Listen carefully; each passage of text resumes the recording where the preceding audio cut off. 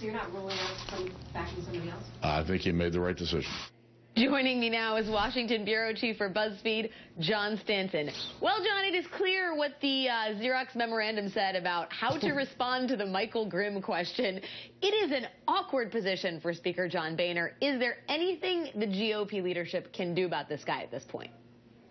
No, I don't think so. I think, there's now a pretty well-established pattern on both sides, frankly. Nancy Pelosi has done this, and Speaker Boehner has done this in the past, where, if you do something that involves taking your pants off, you get in trouble for that, and you have to resign. If you do something that involves money or criminal allegations, generally speaking, as long as you keep your head down, maybe resign from a committee, you can stay around until you get found guilty of something. It's become essentially the rule of thumb in the House and in the Senate that if sexual allegations are one thing, but you can sort of slide with a criminal allegation. Yeah, I feel like that wisdom generally holds true, except for in an election year. If you're in a swing district and you've done something bad, then the sort of division between sexual peccadillos versus bad finance decisions or questionable unlawful finance decisions, that sort of gets thrown out the window, right? I mean, if one would think that if this had happened before the filing deadline, the GOP would have looked long and hard and said, is there someone else we can run? There's a possibility. I mean, I think that they have, for whatever reason, they have made this sort of calculation in their head. They did it with Charlie Rangel, for instance, where, they said, well, look, he's been accused of things. He was actually censured by the House, and they ultimately decided not to force him out, and he got into a tough primary challenge.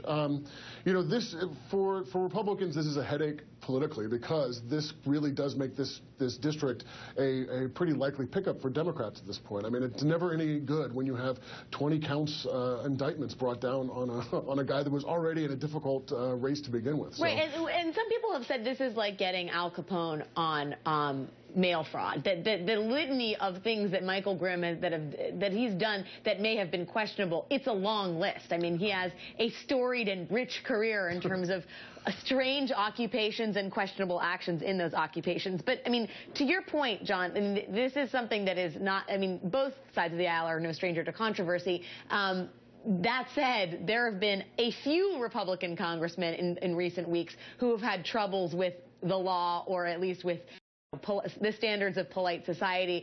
Vance McAllister is one of them, and just moments ago, Eric Cantor called for him to resign from office immediately. Tell me how you read that politically.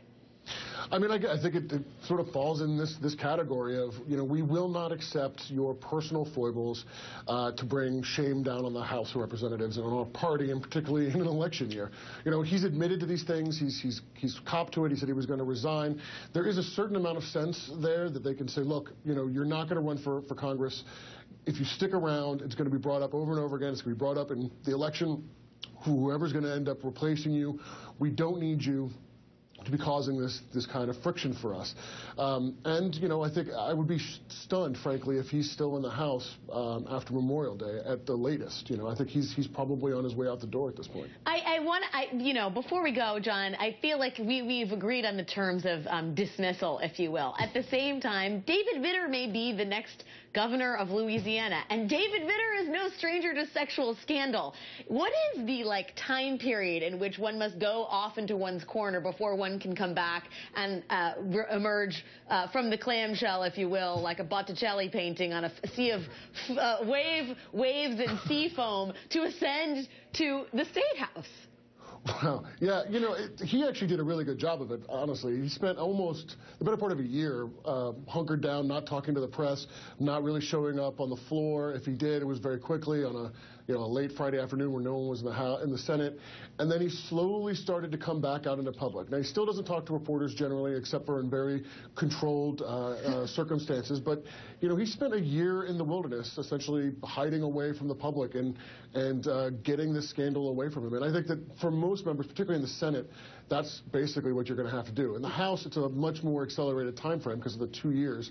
And this does not square, obviously, with sort of general notions of ethics and standards in terms of how you would deal with this, but not really much in Congress ever does. That is true. A whole year in the wilderness, however did he survive? Just feeding on nuts and berries and no blogs. BuzzFeed's John Stanton, thank you as always, my friend. It's good, Barry. Coming up.